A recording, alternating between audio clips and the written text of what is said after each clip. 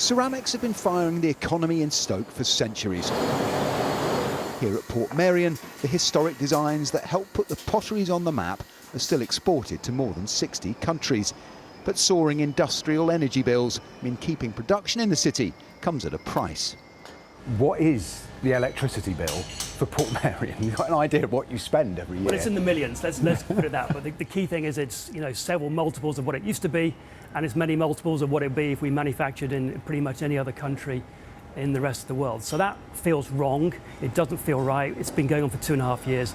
There needs to be a solution, and we need government to do something fast.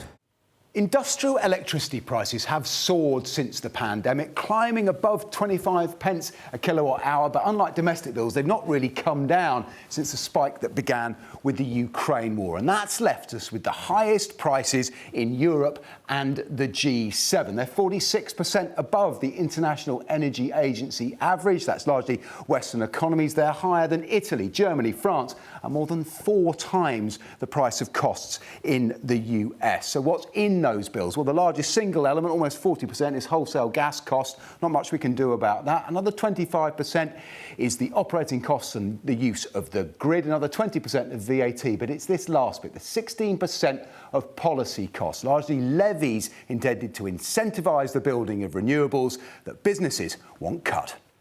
Manufacturers are lobbying for the changes to come in the government's forthcoming industrial strategy. The UK now has the highest industrial energy costs in the world, and it's proving extremely difficult for most manufacturers in this country to cope with that. But by far the biggest element of the cost is around what we call policy costs, the other charges, the carbon levies, the network charges, the other elements that are loaded onto the wholesale price, which makes us so much more uncompetitive than all the other manufacturers.